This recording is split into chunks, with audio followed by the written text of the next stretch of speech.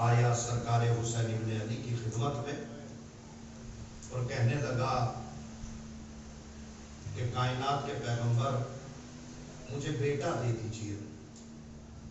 امام حسین نے جملہ کہا کہ تیری تقدیر میں کوئی بیٹا نہیں ہے۔ حالانکہ جملے پہ ہم پڑھتے چونکہ یہ جملہ قابل تشریح، امام حسین کا سینہ چھوٹا سا،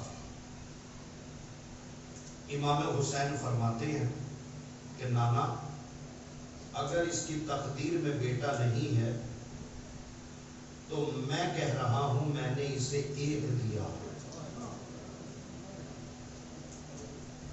میں نے اسے 2 دیے، میں نے اسے 3 دیے۔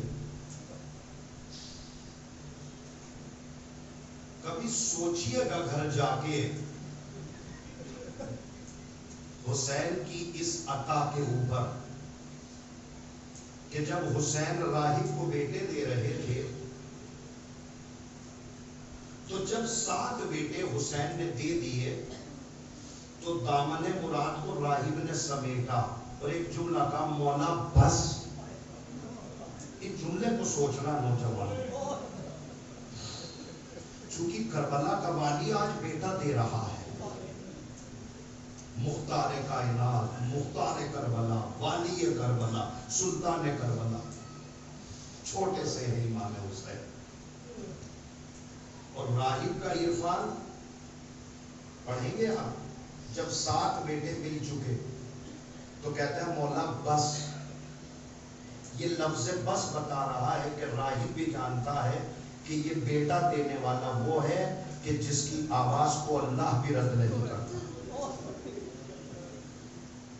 تاریخوں میں ملتا ہے کہ جب راہب کو 7 بیٹے مل گئے، راہب جھکا، ننھے امام حسین کے قدم پہ ہاتھ رکھے اور ہاتھوں کو جوڑ کے کہا مولا قادسیہ عراق کا آخری شہر ہے، اس سے مل کر حلب پڑتا ہے، حلب میں ہمارا مکان ہے، مولا کبھی آنا ہو تو ہمارے یہاں ضرور نہیں۔ عزیزو جتنے بھی عزاداران مظلومان کربلا بیٹھے ہوئے ہیں نا، سب کے اوپر امام حسین کا کوئی نہ کوئی احسان ضرور ہوگا۔ آج اس احسان کو مد نظر رکھتے ہوئے اپنی آنکھوں سے آنسو گرا لینا۔ امام حسین کے قدموں پہ جھک کے کہتا ہے مولا کبھی شام آنا ہو تو آئیے گا ضرور۔ جملہ سنیں گے، امام حسین فرماتے ہیں راہب یہ بتا اگر میں آ بھی گیا تو مجھے پہچان لے، اگر میں کبھی آ گیا تو کیا مجھے پہچان لے گا؟ راہب ہاتھوں کو جوڑ کے کہنے لگا مولا کیسی باتیں کرتے ہیں، اپنے محسن کو کون بھولتا ہے؟ مولا اپنے محسن کو کون بھولتا ہے؟ وعدہ ہو گیا، راہب اپنے گھر کی طرف چلا گیا۔ اللہ کے فضل و کرم سے اللہ نے راہب کو 7 بیٹے دیے۔ ایک عبادت گاہ اس نے بنا رکھی ہے، عبادت گاہ میں ایک چوکی ہے، چوکی پر ایک رحل ہے، اس رحل پر انجیل ہے۔ روز آنا شام کے وقت انجیل کو پڑھتا ہے راہب، اور انجیل کو بند کرنے کے بعد اپنے گھر کی چھت پہ جاتا ہے، کبھی ادھر دیکھتا ہے کبھی ادھر دیکھتا ہے اور دیکھ کے کہتا ہے آئے گا ضرور، آنے والے نے وعدہ کیا ہے آئے گا ضرور۔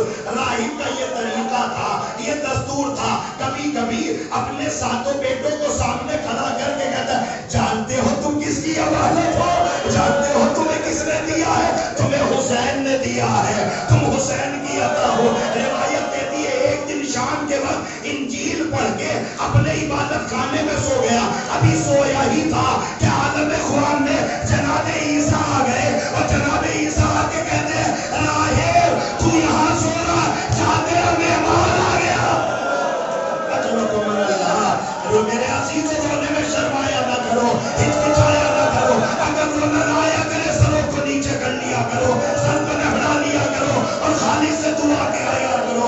روایت کے جملے ہیں جناب عیسیٰ نے کہا راہب جاؤ تیرا مہمان آ گیا۔ مقتل کہتا ہے، روایت کہتی ہے راہب جلدی سے اپنے گھر سے باہر نکلا، اس نے دیکھا دور ایک لشکر نظر آ رہا ہے، جو سمجھ میں آ جائے وہ نیچے کا اپنی جگہ پہ۔ راہب اس راستے پہ چلا گیا، اب جو دیکھا سب سے آگے ایک ضعیف و ناتوا انسان بیٹھا ہوا ہے. عالم بڑا عجیب ہے. ہاتھوں میں ہتھکڑیاں، پیروں میں بیڑیاں، گلے میں چوکے خاندان. راہب سمجھ گیا یہ کربلا کے والی ہے. اب جو دوسری طرف دیکھا کچھ بیویاں زمین پہ بیٹھی ہے جن کے ہاتھ پھنسے گردن بندھے ہوئے ہیں، دیوار سے نیزے لگے کھڑے اور ان نیزے کے اوپر سر لگائے گئے ہیں.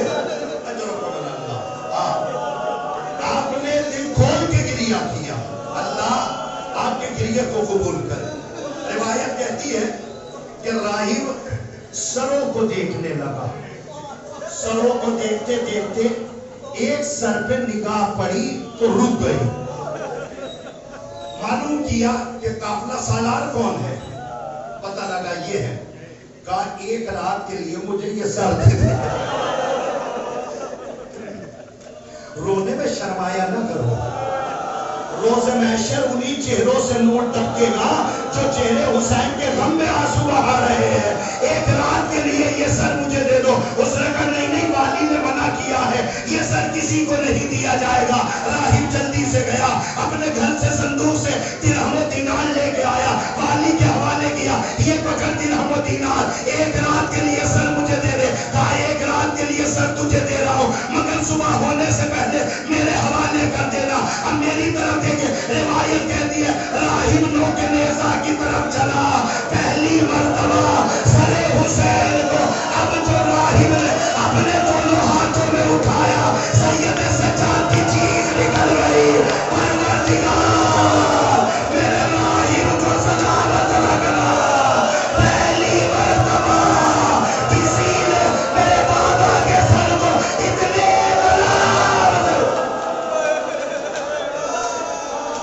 اللہ اکبر، اللہ اکبر. آپ بہت رو چکے. بس آخری روایت کہتی ہے نوک نیزہ سے سر حسین کو راہب نے بڑے احترام سے دونوں ہاتھوں سے اٹھایا. سر حسین کو لے کے ایسے چلا جیسے کبھی انجیل لے کے چلتا. اپنے گھر آیا، گھر آنے کے بعد عبادت خانے میں پہنچا. چہرے کو دھلا، زلفوں کو سنوارا، انجیل اٹھا کر زمین پہ رکھی، سر کو رہن پہ رکھا، دو زانو ہو کے بیٹھ گیا اور ایک جملہ کہتا ہے میں نے انجیل پڑھ رکھی ہے اور مجھے انجیل میں نے پڑھا ہے کہ تیرے سر سے لگ رہا ہے کہ تو ولی خدا ہے.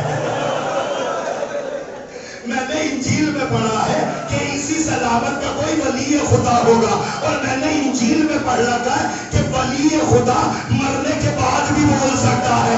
یہ